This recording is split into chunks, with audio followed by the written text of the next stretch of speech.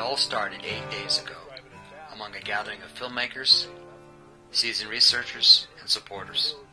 Some meeting for the first time, others peers in the field. The rules of engagement for the 23 minutes of therm footage was made perfectly clear.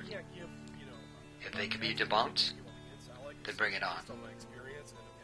Here's the video log documenting that process. Great equipment. I think this is in my 10 years in the field, physically being in the field, I think this is the greatest opportunity we've ever had. I really believe that we have a great shot to have activity here. We're going to do the recreation tomorrow, by the way, as soon as it gets dark. But myself, Ro, Sean, Justin, we know they were squatches. Enough to bet our kids on it because everyone was accounted for. They're bipedal, and we didn't hear a thing. They got up in that corridor without making any noise at all in pitch black, which is pretty fascinating.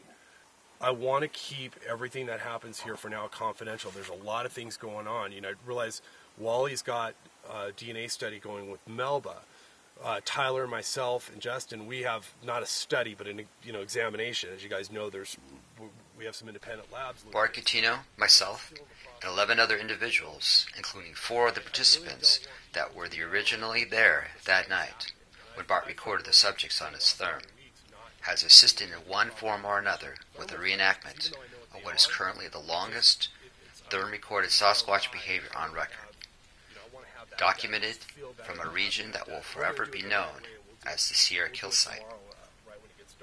This is an overview of our investigation. Photographs, everything. Just please, for now, just keep everything confidential. Don't talk to anybody about it. I don't care if we get knockout footage, because we want to have all our options on the table. And there's a lot of things going on.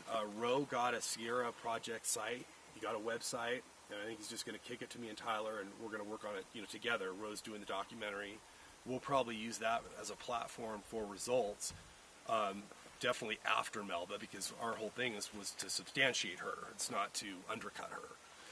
And so we'll get that going eventually, and it's just turning into more like a project than it is just an investigation. We don't know what's going to happen, so let's just be smart about it. And I need that commitment from all you guys, and I know I can get that commitment. That's why you're here. The other thing is, I really want to go the first couple nights and just try to. I want us to really just kind of take it easy. I already have an audio recorder up in the tree line. Justin's already baited. I just want us to be very casual. We have the equipment. The one thing I don't want to do, and especially with Sean and Ro, I know you guys are excited because you have that equipment, but I want to watch the IR and watch, look, I know you guys want to look through this stuff and keep looking around, but I don't want to take the chance, because I know when you make a mistake, and that's the other thing too, flashing a light in the forest. I'm not telling you guys don't use lights at all, but I really believe that if Sean and myself had walked up there with lights, that things may have been differently. Like maybe they would have hid better, maybe they would have got out of there. From my experience, I know that light is the biggest issue. Because when you think about it, the distance they were from me, there's nothing to worry about. They're animals. They don't know that we have thermal imagers or what those are. They're taking pictures.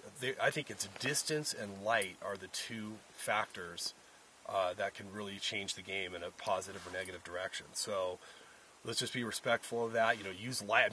Go into your car or whatever, use light in camp, use your red light or whatever. But just whatever you do, no flashing lights in the forest. I've seen it happen, and I've seen all the action die for the next 3 days or the whole trip, and that's it. It's over. So I think we got to treat it, but not be sneaky, stealthy. Just be smart about it. That's all I'm asking. We want to be inviting. We don't want to be different in the sense, we are different because we have all this great equipment. So we have a way to document that nobody else does. So, but let's just be smart about it. So I think standing by the tree line, looking in the woods, like we were just doing, I just did it too. Looking at the deer, you want to see what's there. And I think with the night vision too, if there's somebody with thermal right next to you that can record, whatever you do, don't try to record on the night vision, because if that IR beam throws out, you're going to get it, and we'll all have the footage together because we're all here. So just let the thermal trumpet, like if it's Justin, me, or Wally, or whoever's got the thermal, Tom if he's using one, or Leiterman. The worst thing that can happen is the night vision, it becomes a deterrent. Well, now you're assuming the night vision is putting out IR? With some of them have, like I know Sean's is IR. He's got the Well, option. This of one, the the PBS 14 is not.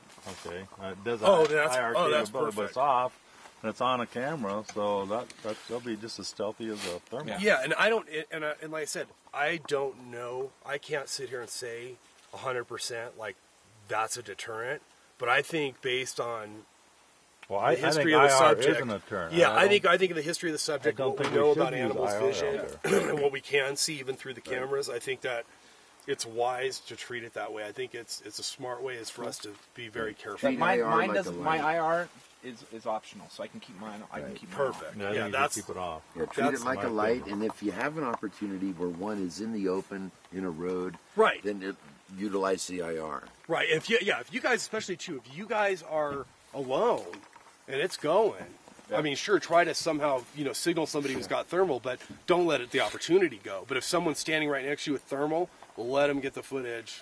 Your name's still on it, so it doesn't matter. The key is we get everything that we can get and maximize every opportunity.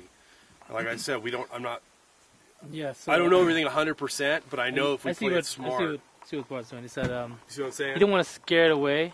So if you have someone with thermal, who's just gonna get the money shot, might as well just let that person do it. Yeah, just let them. Yeah, you're going to be associated with it the rest of your life. But if no one's got thermal around you, Yeah, that's it. Yeah, you gotta- then you take Yeah, you gotta take take it. the chance. What you don't want to do is say Sean, you just went to go take a piss or whatever, and there is one walking or whatever, Yeah, and you're so tempted, and you look and you're by yourself. Instead of yelling for the guys to come over, just Yeah. film the fucker. Yeah. You know what I mean in Yeah. that situation. But if Okay, I'm you gotta standing use there your with common you, sense. just to notify me, like, hey, look over here or whatever, because you got Yeah. the thermal. I think just being careful and smart about it. Let's just maximize every opportunity. We can only deal with the information that we know from experience, and we could still be wrong on some things, but I think we just do the best we can do. I think this is our plan. Is that for me and Ro is we're gonna document everything that's going on here Yes. with our night vision. I think it's a So great we're gonna idea. follow you guys. I mean, like you said, take it easy. But Yeah. But if you don't have to use the Yeah. illuminator, don't. yeah, Yeah, just whatever you do. Remember that we obviously know this. We do know, based Yeah. on and you guys know this because based on just think about this being here. Where did they come both times? They used the tree line and they used vantage positioning over camp always. Well, that's an incline and that's vantage positioning over camp. It's a perfect way to look into camp. So that tree line is basically their psychological protection. So if we're walking right up to the tree line and not giving them that leeway, they're not going to give us anything back. I really believe that. I mean, I want to say that I know that, but I think based on what's happened, especially here, I think it's a smart guess. Let's just say, and then we're just going to audible at the line of scrimmage. If we have nothing happen, we're going to get very aggressive. I mean, I want to throw the ball down the field. We got some of us have 7-8 days. We're not going to leave any stone unturned here. So, but let's just for the first couple nights, let's just play it cool.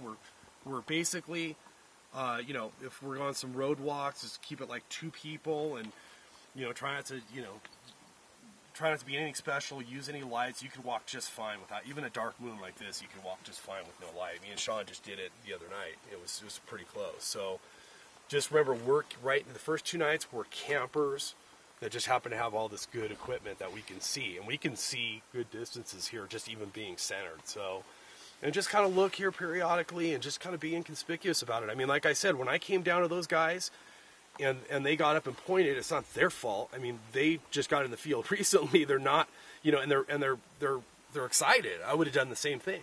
So, but when I did look up there every time, it was like, I don't know if it was just a correlation, luck, or whatever. But they were behind the trees. I couldn't see them, and I knew exactly where they were because I just filmed them from behind. So I just thought that was very interesting. And I tried like 10 times, getting sneaky, pretend I'm bending down and looking at the thermal, looking up. No, nothing. I had no other. That's how hard they were to film. I had no other advantage on them except that one little corridor. Wow. And that was it. And they should, looking uphill, if it was daylight, they would probably still be in the same corridor because technically I shouldn't be able to see them from that position. That's what's fascinating about it when you think about it. So we'll knock that recreation out tomorrow. I wanted to do it tonight, but obviously let's just get settled.